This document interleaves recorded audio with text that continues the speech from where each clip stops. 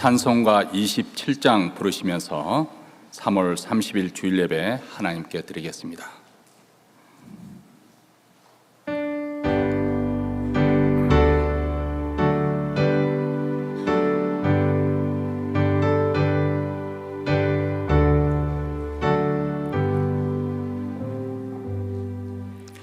빛나고 높은 보좌와 그 위에 앉으신 주 예수 얼굴 영광이 해같이 빛나네. 해같이 빛나네.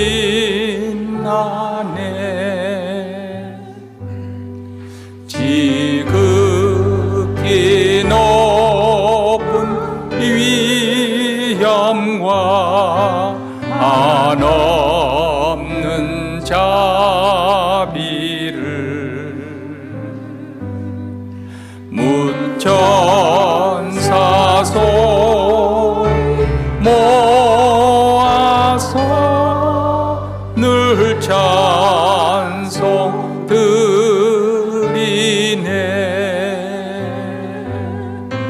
늘 찬송 드리네.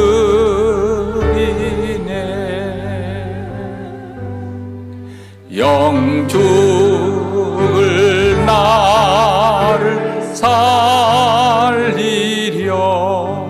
그 영광 돌이고 그 부끄러운 십자가 날 위해 지셨네.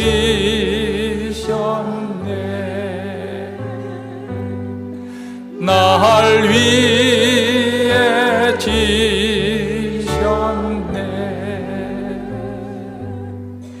나 이제 생명 있음은 주님의 은사요. 저 사망 권세 이기니 큰 기쁨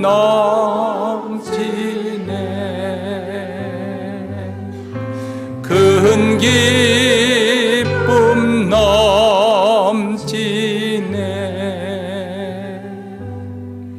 주님의 보좌 있는데 전한 몸이 늘어 그 영광 배울 때 내 기쁨 넘치리. 내 기쁨 넘치리.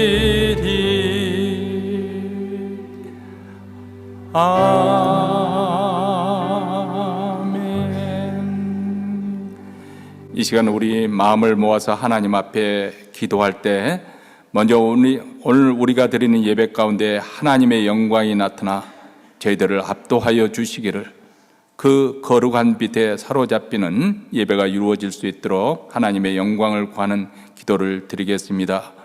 우리 교회뿐만 아니라 못 드리는 모든 교회들, 특히 우리 한인교회 주일 예배, 주님의 임재가 생생하게 느껴지게 하시고 예배 중에 하나님을 만나는 감격적인 사건이 일어나게 하시고 하나님을 만나는 흔적을 안고 돌아갈 수 있도록 주여 주의 영광을 혁혁히 저희 가운데 나타내 주시옵시고, 그래서 주님의 이름이 존귀하게 높이 여김을 받으시고 주께 영광 돌리는 예배가 이루어질 수 있도록 위해서 기도하십시다. 두 번째는 하나님 앞에 참회의 기도를 드리십시다. 그 영광의 빛에 비치는 우리 인생의 비천함과 비참함과 어리석은 것과 망령된 것과 거짓되고 부패함을 하나님 앞에 고백하며 겸손하게 우리 죄를 하나님 앞에 고백하겠습니다. 하나님의 은혜를 받고 살면서도 은혜에 대해서 무지하고 또 하나님의 사랑을 받으면서도 하나님의 사랑, 하나님의 존재를 부정하는 저희들의 인생의 불순종과 불신앙의 모든 죄들, 말과 입술로 그리고 눈으로 또 생각과 마음으로 지은 모든 죄를 하나님 앞에 고백함으로 우리 주님의 사죄 은총에 충만하게 임하는 이 시간 될 수 있도록 이 시간 이러한 기도 제목을 가지고 다 함께 통성으로 기도하겠습니다. 자비로우시고 은혜로우신 하나님 아버지, 이렇게 복된 주일을 맞이하여 저희들 그리스도의 피를 힘입어 은혜의 보좌 앞에 나와 하나님의 이름을 부르며 찬송하며 영광을 돌려드립니다. 예배하는 이 시간에 우리 하나님의 영광과 거룩이 나타나 저희들을 압도하여 주시옵시고 그 거룩의 빛에 사로잡히는 주일 예배가 되어지기를 원합니다. 우리 교회뿐만 못하는 모든 교회들, 특별히 한인교회 주일 예배에 우리 주님의 임재가 생생하게 느껴지게 하여 주시고 예배 가운데 주님을 만나는 역사인 사건이 일어나게 하여 주시고 우리 하나님을 만나는 흔적을 안고 변화되는 놀라운 아버지 우리의 발걸음으로 지부를 향하는 발걸음이 될 수 있도록 주여 주의 영광을 나타내 주시옵소서. 주님의 영광이 나타나 저희들을 압도하여 주시옵소서. 하나님께 아버지 집중하며 하나님께 찬양하며 그 이름을 높여드리며 영광을 돌려드리는 주일 예배가 되기를 원합니다. 하나님 아버지, 이어서 그 영광의 빛에 비친 우리 인생의 비천함과 누추함과 어리석은 것과 거짓된 것, 부패함을 주님 앞에 고백하며 회개하며 참회의 기도를 드립니다.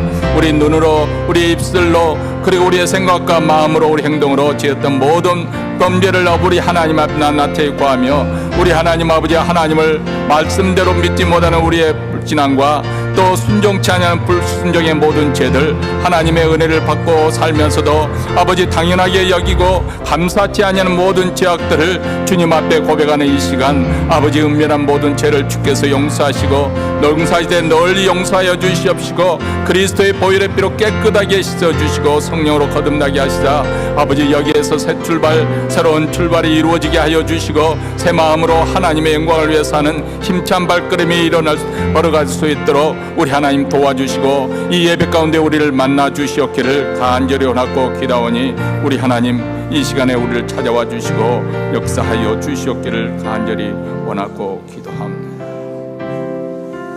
삼위일체 성가 우리 하나님을 찬송합니다. 하나님이 선택하셨고 예수님이 구속하셨고 성령님이 인치셨으니 삼위일체 하나님 찬양. 하나님이 사랑하시고 하나님이 사랑하시고 예수님이 은혜 주시고 예수님이 은혜 주시고 성령님이 고통하시니 성령님이 교통하시니 삼위일체 하나님이 지켜주시고 하나님이 지켜주시고 예수님의 어려움 가운데 우리 함께 하십니다. 예수님 함께 성령님께서 능력을 주십니다. 성령님이 능력 주시니 삼위일체 하나님 찬양. 할렐루야. 하나님 찬양합니다. 할렐루야. 하나님 찬양. 할렐루야. 예수님 찬양. 할렐루야. 성령님 찬양. 삼위일체 하나님 자냐. 영원하신 왕 곧 썩지 아니하고 보이지 아니하고 홀로 하나이신 하나님께 존귀와 영광이 세세 무궁토록 있을지어다. 아멘. 오늘 우리에게 주신 하나님의 말씀은 디모데전서 2장 4절 말씀, 우리 다 같이 한 목소리로 디모데전서 2장 4절 말씀 읽겠습니다. 하나님은 모든 사람이 구원을 받으며 진리를 아는 데 이르시기를 원하시느니라. 아멘. 오늘 이 시간 하나님의 원하심이라는 제목으로 임바울 선교사님 저희들에게 말씀을 전해 주실 때 모두 은혜 충만한 시간, 또 도전을 받는 그런 시간이 되시기를 바랍니다. 우리 목사님 나올 때 하나님께 영광 돌리며 환영하는 의미로 할렐루야 이렇게 하십시다. 할렐루야. 반갑습니다. 참 오랜만에 여러분들 뵙습니다. 저를 기억하시는 분들은 기억하실 거고, 또 저 사람이 누군가 처음 보는 분들은 또 처음 보시겠죠. 하여간 오랜만에 여러분들 뵙는데 한 살 정도 더 드신 것 같네.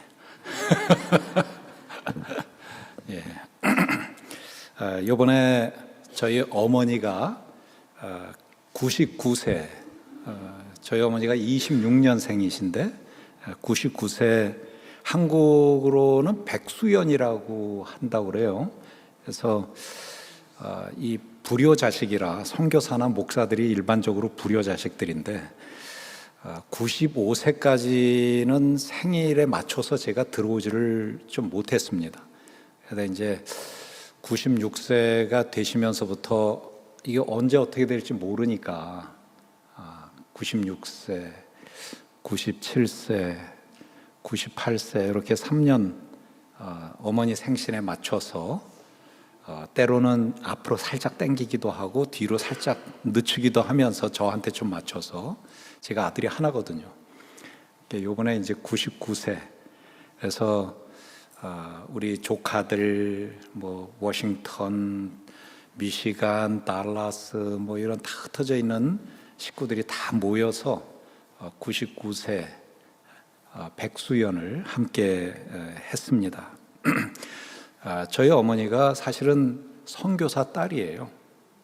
99세가 선교사 딸이라면은 아주 진짜 초대, 이북에서 저희 할아버지가 선교사들 통해서 하나님 믿고, 그 당시에 조사라고 해서 아마 도울 조자, 돕는 사람으로 교회를 이렇게 봉사하다가 옛날에 구소련 연합, 러시아 연합 그쪽으로 파송을 받아서 거기에서 어머니의 언니가 태어나시고, 공산혁명 때 추방되다시피 해서 중국으로 피신해서, 저희 어머니는 중국 동북 지역에 러시아에서 조금 떨어진 그 지역에서 태어나셔서 20살 조금 넘을 때까지 중국에 사시다가 다시 또 공산혁명이 중국에서 일어나니까 그때 이제 남한으로 내려오신 선교사 딸이죠. 원조, 선교사 자녀 원조, MK 원조. 예.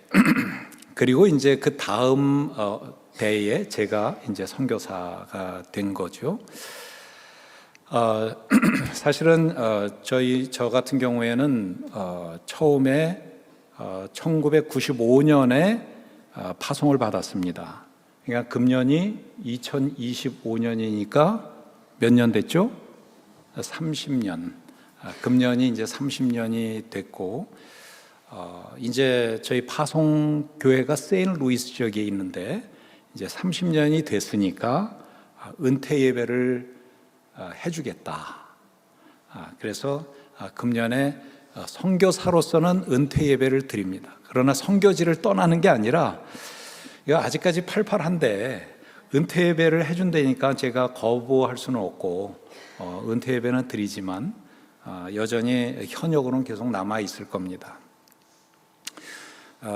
처음에 95년에 갈 때 2살짜리, 4살짜리, 6살짜리 이렇게 데리고 같이 중국 천진에 가서 18년을 중국에서 있었고, 그리고서는 중국인들을 훈련시켜서 2009년에 8명의 중국인 선교사들을 캄보디아에 파송을 했습니다. 사실 파송하기 전에 여러 나라를 물색을 했었어요. 그런데 태국 같은 경우는 그 당시만 해도 중국에 비해서 조금 개인적으로도 잘 살았댔어요. 그러니까 중국 사람보다 조금 더 잘 사는 나라에 가서 적응하는 게 피차간에 어려울 수 있고, 또 받아들여지는 것이 어려울 수 있고 해서 다른 곳을 물색했는데, 미얀마 같은 경우는, 이번에 지진 난 미얀마 같은 경우는 군사 정권이 있었고 또 비자를 받는 게 무척 어렵고, 라오스하고 베트남은 여전히 공산주의고, 저희가 공산주의 그 치하에서 18년을 숨어서 지내며 자유를 누리지 못하고 그렇게 했는데, 또 중국 선교사까지 동일한 여건에서 선교를 시키고 싶지 않아서 캄보디아라는 나라를, 저도 그때 잘 몰랐는데 캄보디아를 정해서 2009년에 1년 동안 훈련시킨 후에 2009년 11월에 8명의 선교사를 캄보디아에 파송을 했습니다. 그리고 한 2, 3년 동안에 오버랩되는 기간이 있어요. 오버랩되는 기간 동안에 제가 3개월에 한 번씩 캄보디아에 가서 이렇게 돌보다가, 저희 막내가 고등학교를 졸업하고 미국으로 들어오고, 다 제 자녀들이 다 미국에서 태어났으니까 제일 학비 싼 데가 미국 아닙니까? 그래서 미국으로 보내고, 그러면서 자유도 얻었고, 또 중국 안에서는 이제는 저희가 있으나 없으나 이미 세운 리더십들이 활발하게 사역들을 잘하고 있었고, 그래서 또 캄보디아에 있는 우리 파송한 선교사들은, 중국 선교사들은 또 거기서 막 헤매고 있고, 그래서 아내와 제가 함께 결정하기를 캄보디아로 가자. 그래서 저희가 자원해서 갔었습니다. 뭐 추방을 당했거나 뭐 다른 문제로 간 게 아니라 저희가 자원해서 컨테이너에 짐 다 싸들고 그리고 캄보디아로 갔었습니다. 그런데 이제 캄보디아에 갔다가 한 1년 정도 지나서 중국 내에 문제가 생겨서 저희 단체에 다시 가려고 비자를 신청했더니 비자 거절을 당했고, 그때까지는 저희가 영주권 신분으로 있었는데, 오랫동안 84년도에 미국에 와서 오랫동안 영주권으로 있다가 아무래도 안 되겠다, 시민권으로 바꾸자. 그래가지고 저희가 시민권으로 바꿔서 비자를 받고 다시 들어가는데, 저희 집사람 같은 경우에는 성 바꾸고 이름 바꾸고 국적 바꾸고 그러고선 들어가는데 이 안면 인식으로 잡히더라고요. 그러니까는 이제는 그냥 안면 인식 때문에 뭐 어떤 국적을 바꾸고 이름을 바꾸는 게 아무 의미가 없어졌어요. 그래서 커스텀 통과하는데 벨 누르고 공안들이 와서 저희들을 데리고 들어가서 한참 동안 확인하고, 그리고서 거기 한 8시간 구금돼 있다가 다시 추방당하는 그러한 일이 약 7년 전에 있었습니다. 그래서 지금은 우리가 들어가고 싶지만 아직은 못 들어가고 있는 상황이고, 지금 중국은 점점 더 아주 시진핑 주석의 철권 통치 하에 교회들이 좀 많이 어려워하는 그러한 시기에 지금 살고 있습니다. 과학적으로 이 통치를 하니까, 과학적으로 엄청나게 그 자료를 통해서 다 통치를 하니까 상당히 쉽지는 않은 것 같아요. 저희가 2달 전에 태국에서 중국 우리 목회자들, 저희 팀 안에 있는 중국인들 모임을 제가 못 들어가니까는 태국으로 나와라. 캄보디아도 한번 나오려고 시도했다가 SNS로 교류하는 게 잡혀가지고 비행기표도 다 사놓고 그랬는데 못 들어오게 됐어요. 그래서 이번에 태국으로 가자. 그래서 태국에 나왔는데, 태국에 모여서 함께 회의하는 첫 시간에 하남성에서 온 우리 사역자가 갑자기 나가는 거예요. 그러더니 다시 들어와서 잠깐만 회의를 중지해달라. 그리고선 지금 하남성에 있는 공항국에서 나한테 전화가 왔는데 내 전화 위치를 추적해서 너 지금 태국에서 뭐 하느냐, 그러고선 지금 연락이 온 거예요. 그래가지고 저희들이 전화기를 다 콜렉트하고 거기에는 배터리 다 빼고 그러고서 그것을 호텔 방에다가 넣어놓고 회의를 진행했던 게 바로 한 두 달 전쯤에 있었던 일입니다. 그래서 그만큼 지금 통치를 강화하고 있고, 그리고 이제 저희 캄보디아에 중국 사람들이 요즘에 계속 나오는데 젊은 사람들이 많이 나오는 거예요. 그 이유 중에 하나가 초등학교 1학년 학생도 이제는 부모와 학생이 함께 서명하는 거예요. 어떤 내용이냐면 나는 신앙을 갖지 않겠다, 어떠한 종교도 갖지 않겠다라는 서명을 하는 거예요. 그러니까 초등학교 1학년 애가 아무것도 모르니까 나는 기독교인인데요. 그러니까 너 그런 말 절대 하지 마라.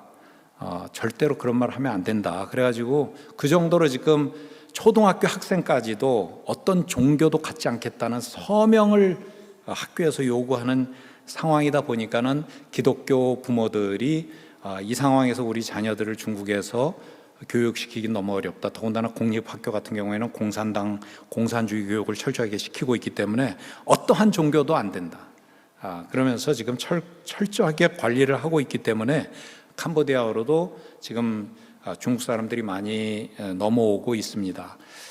그래서 본의 아니게 캄보디아에 갔는데 일부 예배는 우리가 여대생들, 여자 대학생들 한 15명을 저희 기숙사에 데리고 사는데 오전에는 우리가 캄보디아어로 예배를 드리고 오후에는 제가 중국어로 예배를 드리면서 중국어 설교를 하고 그런 식으로 지금 계속 오전에는 캄보디아, 오후에는 중국어. 캄보디아어는 제가 설교하는 게 아니라 저는 뭐 기도회 정도는 인도하지만 저희가 파송했던 중국인 선교사가 아주 유창한 캄보디아어로 지금 캄보디아 예배를 인도하고 저는 오후에 중국어 예배를 인도하고 이런 식으로 지금 중국인들이 계속 많이 많아져서 캄보디아에서도 계속 지속적인 중국 사역을 하고 있습니다. 사실은 저희가 중국에 있으면서 18년이라는 짧지 않은 세월 동안 저희들은 진짜 간첩처럼 살았습니다. 간첩. 선교사들이 모여서 절대 하지 않는 것, 사진 안 찍고 오늘 저녁을 같이 먹고 내일 아침에 사역지로 가도 오늘 저녁에 같이 밥 먹는 선교사한테 내일 어디 간다는 얘기 안 하고 누구도 알지 못하게 은밀하게 사역을 하고 빠져나오고 그러다 보니까는 사실은 제가 18년 동안 어떤 그 선교 보고 그런 거 한 번도 해보지 못했어요.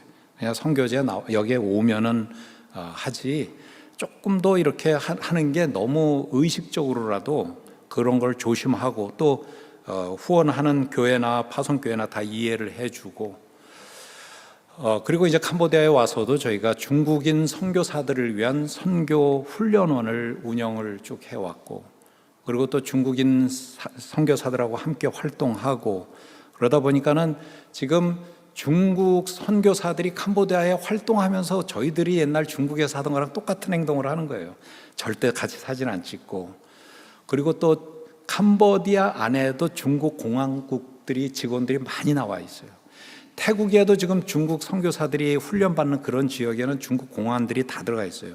그래서 외국인들은 중국에 못 들어가게 하고 중국인들이 해외에서 엉뚱한 짓 해서 들어가면은 들어는 가게 하는데 못 나오게 하고 그래서 중국인 선교사들이 캄보디아에서도 중국에 못 돌아갑니다.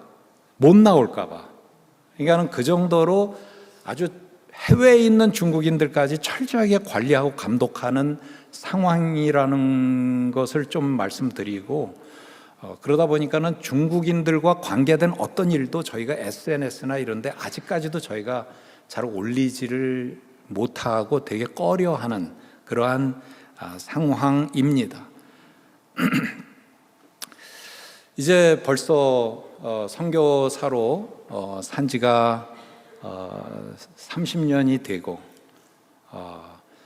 아직까지 이 축구를 열심히 하고 있는데 그 축구를 제가 캄보디아에서 축구를 하는데 그게 동네 축구가 아니에요. 캄보디아의 선교사들이 1000명이 넘습니다. 한인 선교사만. 그러니까는 그 선교사들 중에 한 50명 정도가 토요일 날 아침 6시면은 해 뜨기 전에 더우니까 해 뜨기 전에 모여서 세 그룹으로 나눠서 축구를 찹니다. 격렬하게 찹니다. 그래서 격렬하게 차는 동안에 저는 제 나이를 잊어버리는 거예요.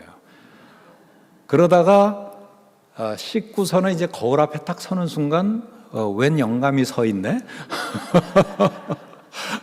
그런 느낌으로. 그러니까 아직까지도 30년 동안 계속 축구를 하면서 하다 보니까 체력적으로는 괜찮은데 벌써 나이를 이렇게 먹은 거예요. 뭐라고 얘기해야 되나요? 내일 모레면 70이에요. 예, 그러니까는 뭐 여러분들 중에는 이제 내일 모레면 80, 내일 모레면 90 되실 분들 계시지만 아직까지 다 젊다고 생각을 합니다. 아직까지는 젊죠. 예, 아직까지는 젊습니다. 지금도 제가 어머니랑 잠깐 있다가 나오면은 차 조심해라, 운전 조심해라, 뭐 지금 70이 내일 모레는 아들한테 저희 어머니가 계속 그 잔소리를 하십니다. 설교하러 가니 사람 얘기하지 말고 하나님 말씀만 해라, 뭐 이러면서 지금도 그렇게 얘기를 듣는 나이죠. 어머니가 있으니까. 그렇게 아직까지 나이는 먹었지만은 그래도 열심히 하나님의 일을 하려고 하는 그러한 마음으로 가지고 있으면서 돌아보는 것 중에 하나가 오늘 읽은 이 본문의 말씀이에요. 디모데전서 2장 4절에 조금 전에 읽은 말씀 혹시 외우시는 분 계십니까? 기억하시는 분? 이거 저 켜주셨네. 예. 같이 한번 읽겠습니다. 하나님은 모든 사람이 구원을 받으며 진리를 아는데 이르기를 원하시느니라. 여러분들 여기에서 하나님이 원하신다, 저 원하신다라는 헬라어의 뜻은 상당히 스트롱한 디자이어를 뜻을 다 갖고 있어요. 하나님의 intention, strong desire, 그 뜻을 갖고 있는 단어예요. 그래서 우리가 가끔가다 그런 얘기 하잖아요. 하나님의 뜻이 어디 있는지 모르겠어. 근데 사실은 하나님의 뜻을 찾는 데에 되게 중요한 것 중에 하나는 성경에서 기록된 것 중에 하나님이 원하신다는, 하나님이 스트롱하게 디자이어 하시고 아주 intentionally 플래닝하고 계시는 그러한 일들, 그 일들을 기초로 삼고 어떤 뜻들을 분별하면은요, 생각보다 쉽게 풀리는 것들이 많이 있습니다. 근데 우리들이 가끔가다 그러잖아요. 이게 내 뜻인가? 하나님 뜻인가? 근데 내 뜻으로 가면 참 좋잖아요. 그런데 우리가 어떤 면에서 보면은 하나님의 뜻을 따르는 것은 손해보는 게 제법 있을 때가 많습니다. 뭐 여러분들 이제 신앙생활 오래 하셨기 때문에 나름대로의 개인적인 뜻 분별하는 원리가 있으시겠지만 저 같은 경우는 개인적으로 그렇게 합니다. 여태까지를 이렇게 놓고 보면 내 앞에 두 갈래 길이 있다, 세 갈래 길이 있다 할 때에 어느 쪽 길로 내가 가는 게 맞을까라고 할 때 그냥 제가 지내놓고 보니까 내가 요것을 택하면은 제일 내 개인적으로, 내 가정적으로 손실이다라고 할 때가 지내놓고 보면 그게 하나님 뜻일 때가 많더라고요.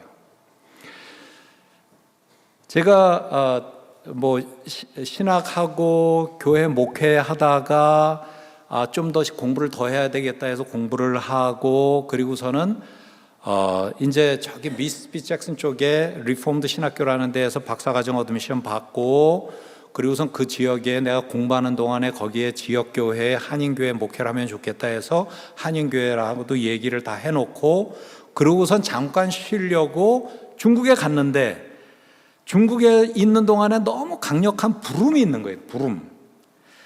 그래서 이것 때문에 참 고민스러웠는데 이거는 너무 뻔한 거예요. 여기에서 남아서 계속적으로 공부를 하고 한인 목회하면서 이렇게 가면은 이거는 저로서는 쭉 풀리는 길인데, 여기에는 별로 답이 보이지 않는 거예요. 조그만 애들 데리고 여기로 간다. 그런데 이 길을 택했을 때 저는 지내놓고 보면은 참 이만한 길이 어디 있겠는가 그런 생각을 자주 합니다. 이만한 길이 별로 없다는 생각을 하고 또 그 속에서도 내가 다시 곤명으로 운남성 곤명으로 갈 것인가 북경에 그냥 있는 게 좋을 것인가 북경 쪽으로는 뭐 또 여러 가지가 다 있는데 또 운남성까지 가서 거기에 시골 지역에 가서 이런 걸 하면은 한심한 거예요. 그렇지만은 그쪽에서 일이 벌려지니까 사역이 그쪽에서 진행되니까 아무래도 그쪽으로 택해 들어가는 거죠. 여기에는 손해가 이것보다는 훨씬 많은데 그냥 이렇게 들어가면은 이쪽이 맞더라고. 지내놓고 보면은. 그러니까는 그러다가 뭐 중국 사역 다 정착되고 제가 있으나 없으나 알아서 돌아가는 그 상황에 또 캄보디아로 간다고 하니까 파송교회도 왜 가려고 하느냐, 저를 개인적으로 지원하는 분도 왜 거기로 가려고 하느냐, 그런 얘기를 들을 때에도 그래도 캄보디아로 가는 게 맞다. 그래서 캄보디아로 내려가죠. 근데 잘했다가 아니라 지내놓고 보면 그래도 이렇게 가는 것이 손해가 분명히 발생한 것들이 여러 개가 있지만 그래도 지내놓고 보니까 여기에 하나님 나라가 좀 더 펼쳐지더라. 그러면 그쪽으로 부름받았으니까 그렇게 가는 게 맞다고 보는 거죠. 그러니까는 하나님이 원하는데 그냥 원하는 게 아니라 강력하게 원하는 그 길을 우리가 선택해서 가는 게 맞는 거죠. 어차피 우리 다 하나님 앞에 다 설 사람들 아니에요? 이 땅에 있는 거 우리 하나도 안 들고 그냥 다 놓고 하나님 앞에 다 설 사람들인데 우리가 그렇게 설 사람들이 이 땅에서 수고하면서 그래도 언젠가 하나님 앞에 설 때에는 내가 하나님께서 부르신 그 부름의 길을 쫓다가 왔노라 하는 것이 맞다고 보는 거죠. 또 그렇게 부름의 길을 쫓을 때에는 원칙대로 가는 게 맞다라고 생각을 하는 겁니다. 이리저리 타협하면서 가는 게 아니라 그냥 그 길로 가는 거고 원하시는 길을 행하는 것이 맞다라고 보는 거죠. 하나님께서 그렇게 원하시는 것이 무엇이냐 하면은 잃어버린 자식을 찾는 거예요. 한 마리 잃어버린 양을 하나님은 그토록 원하신다는 거예요. 그래서 우리가 야고보서 5장 19절과 20절을 보면은 그런 말씀이 있어요. 너희가 미혹을 받아 세상으로 따라간 내 잃어버린 자식을 나에게로 돌아오게 해주면 너만이 아니라 많은 사람들의 죄를 내가 덮어주겠다. 허물을 덮어주겠다. 그렇게까지 야고보서 5장 19절 20절에 기록이 되어 있습니다. 그것은 하나님이 진짜로 잃어버린 양 한 마리가 다시 내 품에 오는 것을 하나님은 그토록 원하고 계시는 거예요. 그런데 불행하게도 우리들에게 있는 모순이 무엇이냐 하면은 우리가 하나님 내가 사랑합니다. 하나님 진심으로 존경하고 하나님 말씀대로 살기를 원합니다.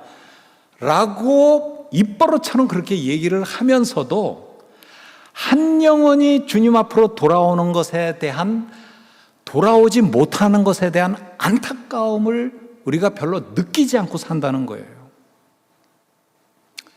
통계적으로 우리 이강호 목사님하고 저랑 같이 1988년, 89년, 90년 그때가 시카고에 있는 트리니티라는 신학교에서 같이 공부할 때인데 MDB를 그때에 데이비 헤셀 그레이브라는 선교학자가 저를 가르쳤던 선교학 교수였습니다. 근데 그분이 쓴 책이 Today's Choice for Tomorrow Mission이라는 책이 있었어요. 이게 1988년에 발행된 건데 저는 그 책을 상당히 좋아합니다. 그리고 참 그 분석적으로 선교의 흐름을 쓴 글에 대해서 저는 되게 분석을 좋아하는 사람이니까 그 글을 보는데 그 글의 내용을 간단하게 얘기하자면 이 사람이 1988년 그 당시에 미국 교회를 바라보면서 답답해서 외친 책이에요. 근데 그것을 그냥 외친 게 아니라 통계적으로 기록을 한 거예요. 1900년 초 그리고 1950년대 1970년 80년대에 미국에 있는 교회가 선교사들을 선교지로 파송하면서 요구하는 내용들이 있는 거예요. 1910년, 1950년 이때까지만 해도 선교사들을 파송할 때 너희들은 가서 꼭 복음 중심으로만 외쳐라. 교회를 개척해라. 그렇게 외친 게 한 50%가 됩니다. 100%가 아닌 게 이상하죠? 한 50% 정도가 그것을 외칩니다. 나머지는 뭐 사회, 정의, 뭐 양로원, 고아원, 학교, 의료 뭐 이쪽으로 참여하는 쪽으로 갔습니다. 근데 1960년, 70년, 80년에 들어서면서 미국에 있는 교단들이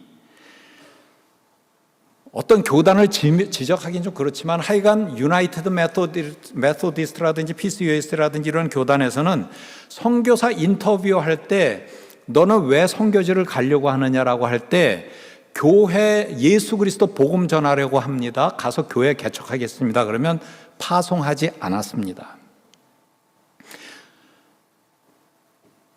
학교 세우고 병원 세우고 고아원 세우고 양로원 세우고 그런 사회 쪽으로 그 다음에 NGO 인권운동하는 쪽으로 파송을 했지 복음을 위해서 파송하지 않았어요. 그러면서부터 사실은 미국 교회가 원래 시작이 언제냐면은 1800년대에 우리가 유명한 헤이스택 프레이어 미팅이라는 게 있었어요. 헤이스택 프레이어 미팅이 저기 동부 쪽 보스턴 쪽에 있는 칼리지 학생들이 5명이 매일같이 모여가지고 윌리엄 캐리 영국에 있는 선교사가 쓴 책을 같이 읽으면서 같이 기도하는 그룹이었는데 그날따라 비가 억수로 쏟아지니까는 이 사람들이 어디로 피했냐면은 그 집단 속으로 피해서 거기에서 책을 읽으면서 기도를 합니다. 그래서 헤이스택 프레이어 미팅이라는 게 생깁니다. 그 사람들의 그런 기도들이 1800년대에 한국으로 일본으로 선교사들을 막 엄청나게 보내는 그러한 역할을 하기 시작을 한 거예요. 그렇지만은 미국 교회가 점점 복음보다는 사회 정의, 사회 운동, 구제 이런 쪽으로 흘러가니까 그때부터 실질적으로 교회도 같이 쇠락합니다. 본질을 상실할 때 멋있는 것 같지만 본질이 우선해서 차선으로 바뀔 때 교회는 여태까지 늘 쇠락해 왔습니다. 그러면서 1988년에 이 책이 기록되고요. 1990년, 2000년대에 제일 많이 발생한 게 뭔지 아세요? 미국 교회에서 시작한 선교 운동, 선교 단체,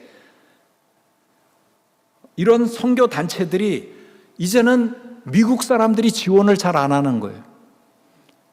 근데 이 사람들이 눈을 들려보니까 저기 저 한국에 있는 교회는 엄청나게 부흥하고 교회에서 나오는 선교금이 엄청나고 선교사로 헌신하는 사람이 엄청난데 이 사람들이 그쪽으로 눈을 돌려가지고 그쪽으로 그 선교단체 데스크를 엽니다. 코리아 데스크라고 OMF 코리아 데스크, 파이오니어 코리아 데스크, OM 코리아 데스크 해가지고 선교단체들이 그쪽으로 확 몰려갑니다. 거기에서 데스크만 열면 수백 명의 한인 청년들이 지원을 하고 수천만의 돈이 그 선교단체로 지원에 들어오는 거예요. OM 같은 데는 둘로스, 로고스 큰 배들 띄우잖아요. 한국 사랑의 교회 뭐 이런 데서 막 10억, 20억씩 헌금해가지고 그 배들 새로 사주고 그런 게 그 당시 한국 교회를 통해서 이 사람들이 그 선교를 유지를 해왔어요. 근데 그것이 왜 그렇게 되느냐 하면은 점점점 복음에 대한 본질, 하나님이 진짜 원하시는 그 본질, 그걸 자꾸만 잊어버리는 거예요. 그러면서 엉뚱한 방향으로 잠깐만 방향을 틀어오니까 교회는 쇠락되고 선교는 떨어지는 거예요. 바로 1세기, 2세기 전에 영국이 바로 그러했던 거죠. 영국은 그 전부터 얼마나 복음을 위해서 열정적이었는지 몰라요. 사실은 여기에 하나님의 원하심 속에 하나님은 모든 사람이 뭐라고 그랬어요? 뭘 얻기를 원한다고요? 구원을 받으며 구원을 얻기를 원하신다고 그랬잖아요. 모든 사람이. 그러니까 1600년대의 목사들 중에, 영국 교회 목사들 중에 벌써 신학적으로 그러면 이 모든 사람은 누구냐? 이 세상의 모든 사람을 포함하는 거냐? 하나님이 세상을 이처럼 사랑하셨는데 이 세상은 누구를 의미하느냐?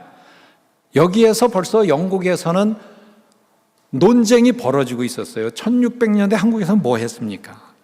1600년대 존 오웬 같은 아주 유명한 신학자는 뭘 주장했냐면 Unlimited Atonement, 제한적 속죄론을 주장을 했어요.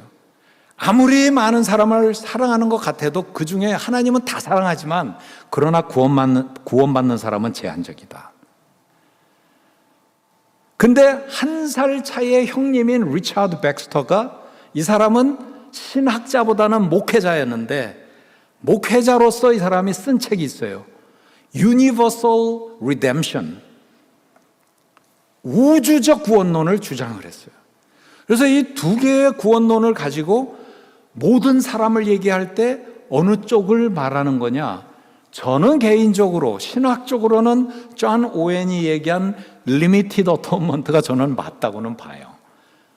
그렇지만은 프랙티컬한 실제적인 상황으로 볼 때는 리차드 백스터가 얘기하는 유니버설 리뎀션도 맞죠. 누가 구원을 받을 줄 알고 선택해서 우리가 가겠어요? 모두에게 복음을 전하는 거잖아요. 하나님이 원하시는 대상은 남녀노소, 빈부, 귀천, 지식 유무, 건강 유무, 모든 걸 다 떠나서 하나님은 모든 사람들이 구원받기를 원하시는 거예요. 그 구원받기를 원하시기 때문에 우리들은 어떤 형태로든지 우리는 구원 얻는 데 집중을 할 필요가 있어요. 아니, 나는 나이 먹었는데 뭘 또 새로운 그런 얘기를. 아닙니다. 우리들의 나이와 상관없이 우리들은 하나님이 원하는 이 부분에 어떤 일이든지 참여를 해야만이 되는 겁니다. 여러분들, 저희 단체에 중국 서남 복음 단계, 중국 복음 서남 단계, 이 중국의 서남쪽에 있는 단계, 중국식 이름인데 계약으로 맺혀진 단체다 해서 중국 복음 서남 단계라고 저희가 단체를 갖고 있는데, 제가 여기 캄보디아 오기 전에 10년 내내 우리가 진행해 왔던 게 한 지역에 10주 동안 약 3개월 정도를 렌트를 해서, 물론 아주 비밀스럽게 그걸 렌트를 해서 한 20명에서 30명의 풀타임 사역자들이 들어가서 3개월 동안 집중해서 복음을 전합니다.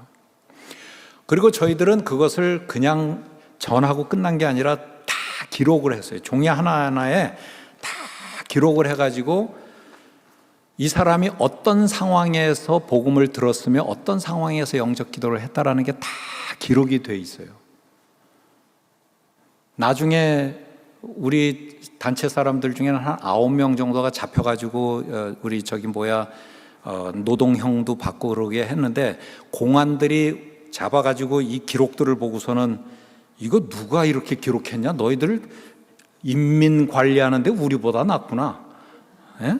그렇게 얘기할 정도로 저희가 철저하게 관리를 하면서 모든 상황을 기록했어요. 그냥 전도한 게 아니라 시골이니까 논농사 지면은 논에 같이 발 걷고 들어가서 농사 도와주면서 밭 도와주면서 짐 지어주면서 그러면서 사형리 들이대니까 이 사람들이 나중에 듣고서는 할 수 없이 영접 기도하는 사람도 있고 또 진짜로 눈물을 흘리면서 영접 기도하는 사람도 있는데 저희들이 통계가 있어요. 저희 통계가 어떤 거냐면 1000명에게 복음을 전하면요 약 20%에서 25%가 영접 기도를 합니다. 그러니까 막 2, 3일 도와주고도 거절하는 사람이 있어요. 한 20에서 25% 정도가 영접 기도를 하는데 그 영접 기도가 끝나면 이제 그 다음에 3개월 우리가 전도 활동이 끝나면 그 다음에 어떤 팀이 들어가냐면 팔로워 팀이 목양 팀이 들어갑니다. 이제 전도 팀들은 치고 빠지는 작전이고 목양 팀들 그래서 저희들이 잡힌 사람들은 전도 팀에서 잘 안 잡혀요. 목양 팀에서 그 이렇게 주소 찾아가서 막 이렇게 하다가 신고해가지고선 경찰이 와가지고 잡아가가지고선 재판받고 그런 일들이 있었는데 어쨌든 그런 식으로 들어가서 우리가 팔로우 미니스트리를 쭉 해서 세례를 받는 경우가 1000명이 복음을 듣고 250명이 영접 기도를 하면은 한 50명에서 70명 정도가 세례를 받습니다. 그 중에서 약 20명에서 30명 정도가 교회에 잔류를 합니다. 그리고 지금까지 남아있는 사람들은 5명에서 10명 정도가 성숙한 기독교인으로 남아있어요. 여러분들 1000명이 복음을 듣고 10명이 남았다면 몇 프로입니까? 1%잖아요. 5명이 남았으면 0.5%잖아요. 1000명에게 땀 흘려 복음을 전해서 5명, 10명이 남는 게 복음 전도예요.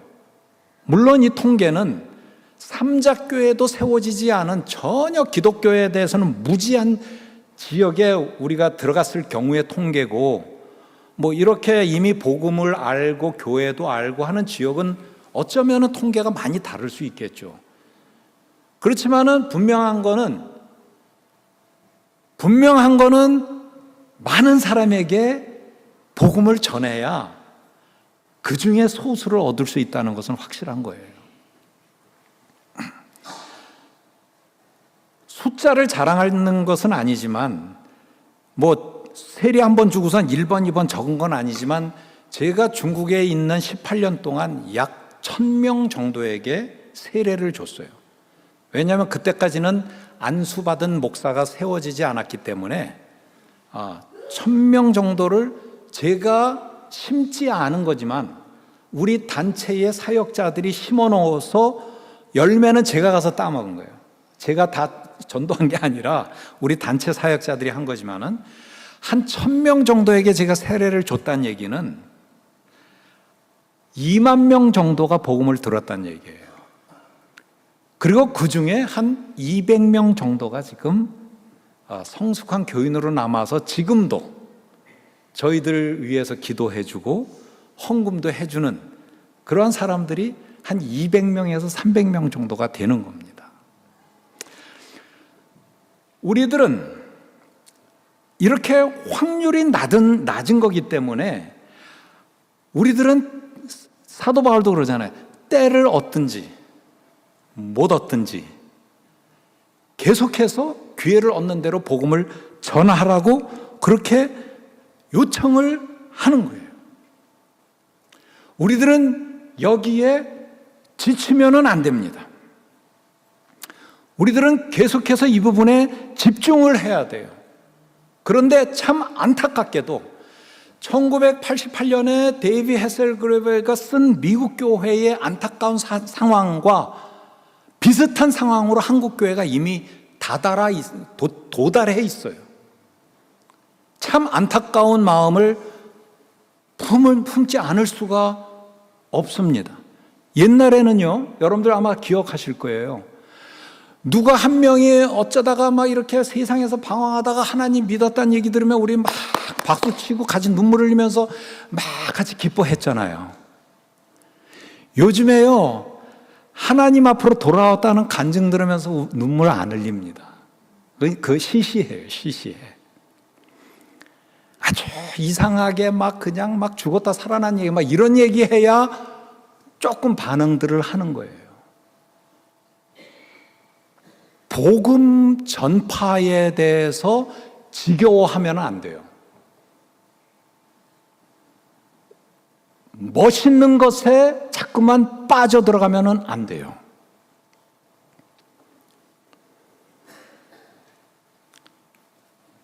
KWMA라고 Korean World Mission Association이라고 한국에서는 나름대로 되게 모든 선교단체와 선교사를 파송한 교회들이 이렇게 조인해서 전략을 짜고 하는 그런 KWMA라는 큰 단체가 있는데 거기에 사무총장으로 계셨던 조용종 목사님이라고 계신데 그분이 한 번은 저한테 와서 그런 탄식을 하면서 얘기를 하는 거예요.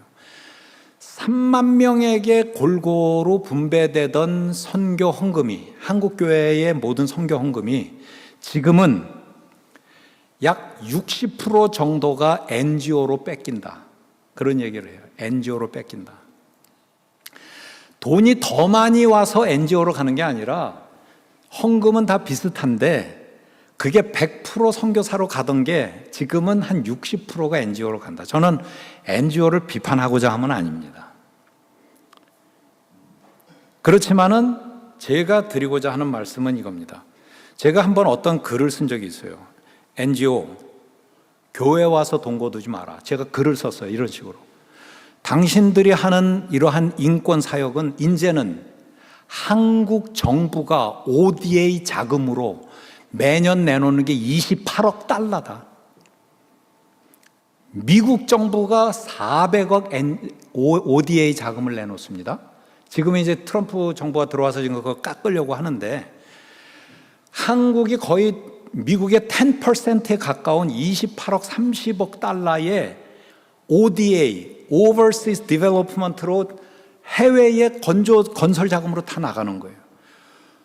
당신들 옛날에는 한국 교회가 돈이 없었으니까 한국 교회에서 복음을 위해서 다리 놓는 작업까지 했지만 이제는 한국 교회가 쇠퇴하고 있는데 다리 놓는 작업까지 왜 한국 교회에 와서 가져가느냐? 정부에서 가져가라. 정부에다가 프로포절 내가지고 정부에서 다 가져가라. 한국 정부가 돈이 있는데 왜 그 복음과 관계없는 교량 작업에 그렇게 그거를 한국 교회에서 가져가나? 제가 이런 얘기까지 쓴 적이 있어요. 제가 그들을 시기하고 질투해서가 아니라 전략적 문제를 터칭을 하는 거죠.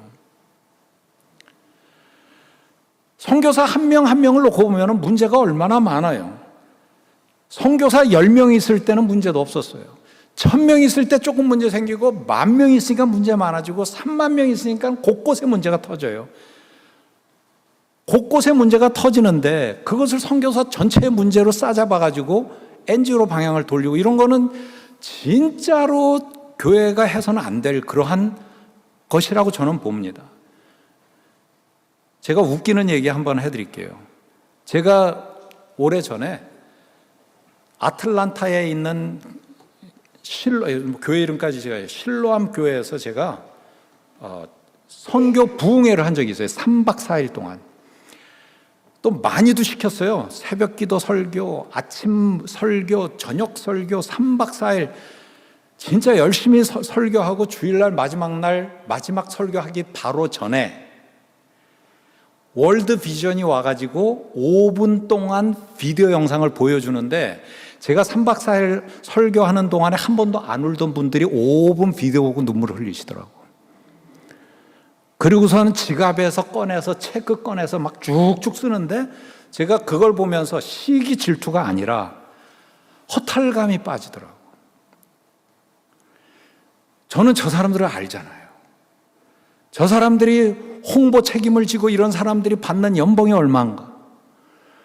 그런 제작을 위해서 얼마나 많은 것들이 들어가는가?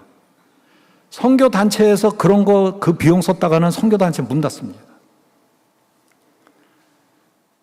개인이 어떻게 그렇게 할 수가 있어요? 50불을 보내도 막 500불 보낸 것처럼 그냥 사진 다 찍어서 다 팔로우업 해주잖아요. 선교사를 그렇게 못해요. 근데 그쪽이 좋아요. 교회 헌금이 다 그쪽으로 많이 몰리는 거예요. 개인의 헌금이 그쪽으로 몰리는 거예요. 나는 100명 한다, 1000명 한다.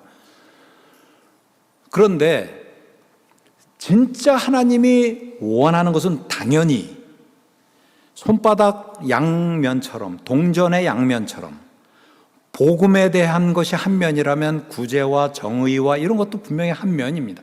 어느 한쪽을 제가 우습게 보자는 게 아니에요.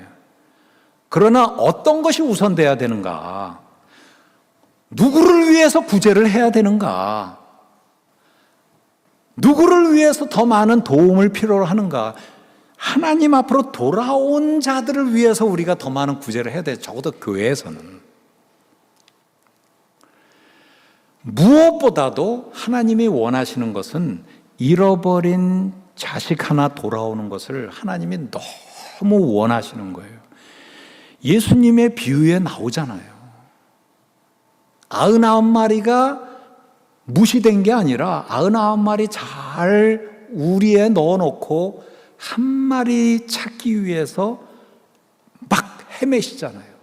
그게 예수님의 마음임을 우리는 아는데 우리에게 어떤 문제가 있냐 하면 우리들은 하나님을 너무 사랑한다 말을 하면서 진짜 하나님이 좋아하시고 원하시고 간절히 바라는 일은 우리가 하지 않는 거예요.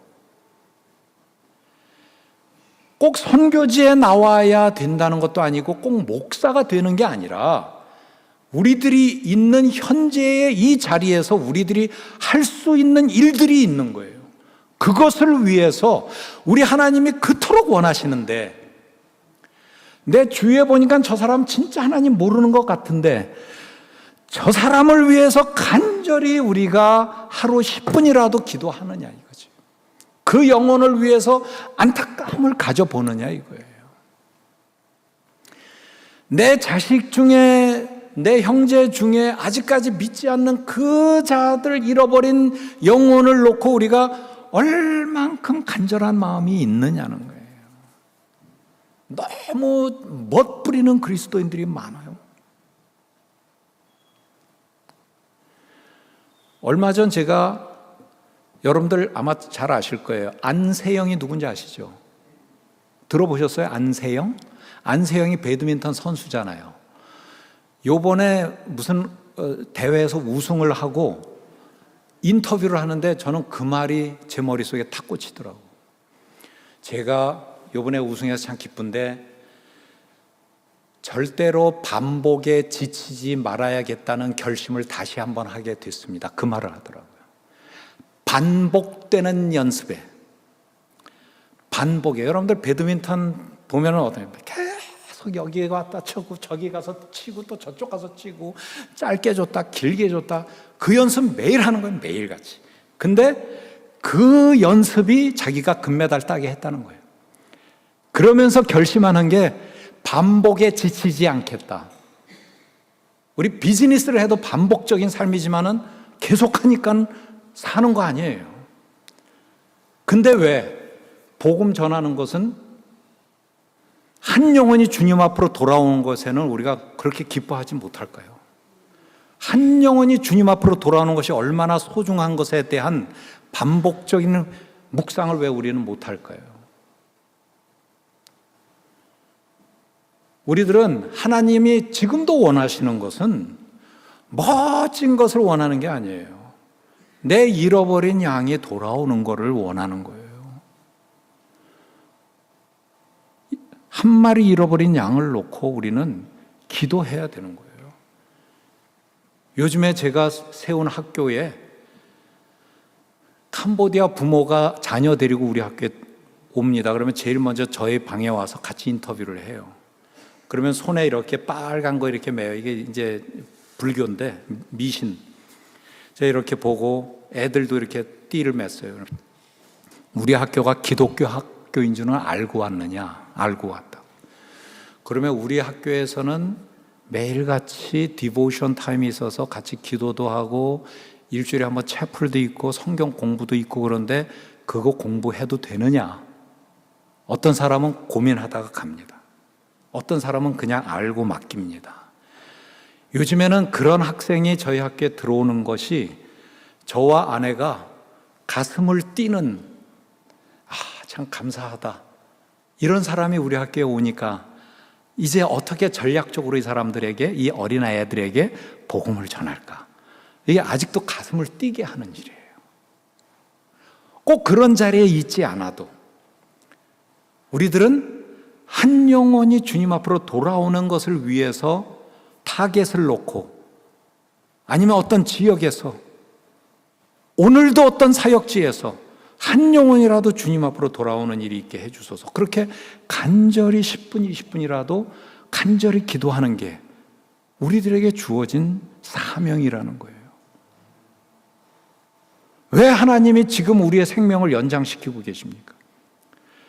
왜 아직도 저가 아내와 함께 아직까지도 현지에 남아 있습니까? 제가 보니까는 저는 미국에는 못 올 것 같아요. 물가도 그렇고 소셜 시큐리티 나중에 받아봤자 그거 가지고 택도 없고 그냥 저는 힘 닿는 데까지 선교지에 남아 있겠지만은 그러나 그냥 버티고 사고 생존하기 위해서 사는 게 아니라 한 영혼, 한 마리의 잃어버린 양 찾는 것, 거기에 집중하고자 하는 마음으로 남아 있는 거죠. 그리고 그 다음에 하나님이 원하는 게 뭐겠어요? 태어는 났는데 젖도 잘 못 먹고 우유도 공급을 못 받고 그러면 되겠어요? 잘 성장이 안 되니까. 그래서 디아스포라라는 것을 곳곳에 세워주시는 거예요. 여기에서 이 디아스포라 교회에서 또 여기에 있는 로컬 분들은 또 로컬 교회에서 거기에서 하나님 말씀을 먹으면서 성장하는 거죠. 아버지에게로 돌아왔는데 끝까지 애기로 살고 똥기저귀 오줌기저귀 계속 갈아주면 그거 얼마나 힘들겠어요. 아직까지도 교회 출석하면서 그냥 똥 닦아라, 오줌 닦아라, 우유 줘라 이러면서 살면은 그게 되겠어요? 공동체에 해를 끼치는 거잖아요. 그러니까 너희가 뭘 원한다? 진리를 아는데 이르기를 reach to the knowledge of the truth 하나님의 진리를 아는 지식에 이르기를 하나님이 또 간절히 원하는 거예요. 그래서 우리는 끊임없이 하나님 말씀을 공부해야 되고 기도하면서 영성을 발전시켜야 되고 성장시켜야 되고 하나님과의 관계를 지속적으로 유지하는 거예요. 그런데 이 두 가지를 나눌 수가 없어요. 어떤 엉뚱한 일들이 발생하냐면 하나님을 알게 됐어. 구원에 이르렀어. 그래서 진리에 아는 데 이르기를 원하시기 때문에 여기로 왔는데 여기에서 멋을 부리기 시작해.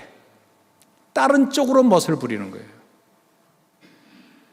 근데 그건 헛된 거예요. 여기에서 진리를 알게 되면 틀림없이 이쪽으로 다시 돌아옵니다. 이 일에 참여를 하는 거예요. 이 일에 적극적으로 더 적극적으로 참여하는 게 성장한 모습이에요. 근데 구원의 간증이 있고 제자 훈련의 간증이 있는데 여기에서 이쪽으로 회귀하는 게 아니라 멋내는 쪽으로 빠지는 거예요. 그러는 사람들이 많죠. 배우 출신도 그렇고 가끔가다 이렇게 들어보면은 멋을 내는 거예요. 그게 아니에요. 이쪽으로 돌아와야 돼요.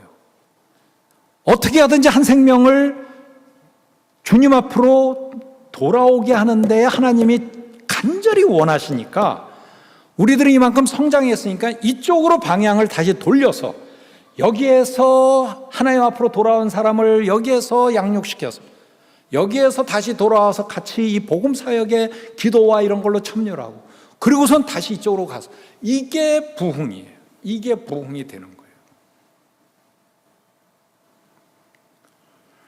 나는 이제 나이 먹었으니까 우리가 나이 먹었지만 하나님 앞에서도 나이 많습니까? 영원하신 하나님 앞에서 뭐가 나이가 많아요? 우리는 항상 애인데 애 같은 마음으로 우리가 아버지가 원하는 것을 우리가 해야지. 지금도 애처럼 기도하면서 캄보디아의 평균 연령이 25살입니다. 1600만 명에. 제가 오늘 한번 몬테레이의 평균 연령을 서치해 보니까 몇 살인 줄 아세요? 혹시 서치해 보신 분 계세요? 제가 되게 나이 많을 것 같죠? 그렇지 않아요. 몬테레이의 미국의 센서스 그 통계 스태티스틱 보니까 몬테레이에 38살이더라고요. 그러니까 몬테레이도 태어나는 나이는 계속 있고요. 나이 드신 분들도 많이 있는 거예요. 물론 캄보디아에 비해서는 나이 드신 분이 10살이나 더 12살 이상이 더 많으니까 나이 드신 분들이 더 있다는 얘기지만 그렇지만은 이 지역 사회에도 우리가 놓고서 기도할 대상들은 얼마든지 있는 거예요. 선교지는 물론이고 무엇을 하느냐가 중요한 거죠. 이 두 가지의 기초 위에서 우리가 하나님의 뜻이 어딘가를 찾으면 되게 쉽게 찾을 수 있는 부분들이 있다는 겁니다. 제가 이제 여러분들 또 언제 뵐지 모르지만 아무쪼록 하나님이 원하시는 이 두 가지 일을 우린 이미 구원받았으니까 우리는 두 번째에 집중하면서 그러면서 주위에 있는 첫 번째 사람들 대상을 놓고 기도하고 선교지를 위해서도 그냥 막 선교사를 위해서 막 이게 아니라 거기에서 진짜로 구원과 이 두 번째 진리하는 데 이르기를 원하는 쪽에 어느 쪽에 더 초점을 두고 있는가를 물어서 구체적으로 알고 기도하고 그러면서 적극적인 서포트를 기도하면서 서포트하고 그러한 여러분들 개인과 교회가 되시기를 주님의 이름으로 축원합니다. 같이 기도하겠습니다. 하나님, 저희들 모두 예외 없이 죄 중에서 방황했던 자들입니다. 어둠 속에 있었고 지옥의 자식으로 어둠의 자식으로 살았었는데 우리의 하나님의 특별한 은혜와 한 마리의 잃어버린 양이라도 주님 앞으로 돌아오게 하겠다는 하나님의 간절한 원하심을 따르고 순종하는 자들을 통해서 우리가 그들의 도움을 통해서 주님을 영접하고 어둠에서 나와 빛의 자녀로 살게 해주셨습니다. 진심으로 감사드립니다. 이제 저희들이 빛의 자녀로 살고 있는데 아직까지 어둠 속에서 방황하는 수많은 자들을 우리가 간과하며 살 때가 많습니다. 그들을 위해서 기도하게 도와주옵소서. 그들에 대해 안타까운 마음을 다시 한번 가질 수 있도록 도와주옵소서. 그들을 위해서 사역하는 자들을 위해서 백업 기도를 적극적으로 할 수 있게 도와주옵소서. 저희들 주님 안에서 빛의 자녀로 더욱더 성장해 나가는 진리를 아는데 최선의 노력을 기울이는 주님의 자녀들로 살게 하옵소서. 감사드립니다. 예수님의 이름으로 축복하며 기도하옵나이다. 아멘. 요즘 영적으로 자칫하면 느슨해지기 쉽고 해이해지기 쉬운데 오늘 말씀을 통해서 우리로 하여금 하나님의 부르심이 무엇인가, 하나님의 뜻이 무엇이고 하나님의 원하심이 무엇인지 우리가 깨달을 수 있고 다시 정신줄을 붙잡고 우리 남은 nhân生을 다시 한번 하나님 앞에 결단하며 살 수 있는 그런 계기가 되게 하여 주심을 감사합니다. 우리 다 함께 일어나셔서 찬송가 268장 하나님 앞에 결단하는 마음으로 부르시겠습니다.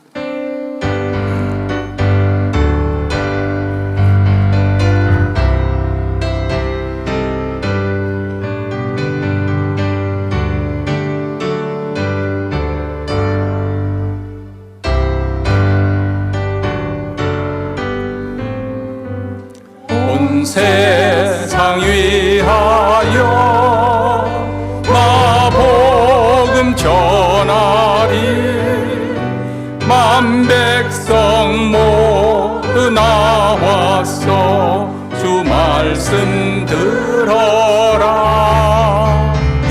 주에 빠져서 예배 자들아 주님의 음성 곧 듣고 너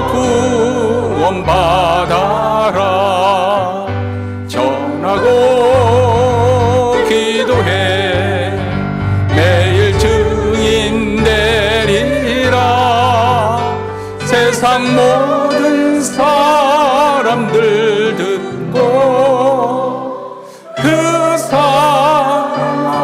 사랑으로 온 세상 위하여 이 복음 일어나리 저 죄인에게 하고서 주 예수 믿어라 이 세상 구하려 주 돌아가신 것 나 증거하지 않으면 그 사랑 모르리 전하고 기도해 매일 증인 되리라 세상 모든 사람들 듣고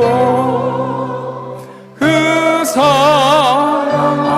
사랑으로 온 세상 위하여 주 은혜 임하니 주 예수 이름 힘입어 이 복음 전하자 먼 곳에 나가서 전하지 못해도 나 어느 곳에 있든지 늘 기도 힘쓰리 전하고 기도해 매일 증인 되리라 세상 모든 사람들 듣고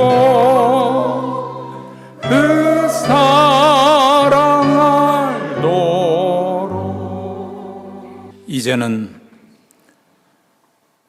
우리 주 예수 그리스도의 무한하신 은혜와 하나님 아버지의 한이 없으신 사랑과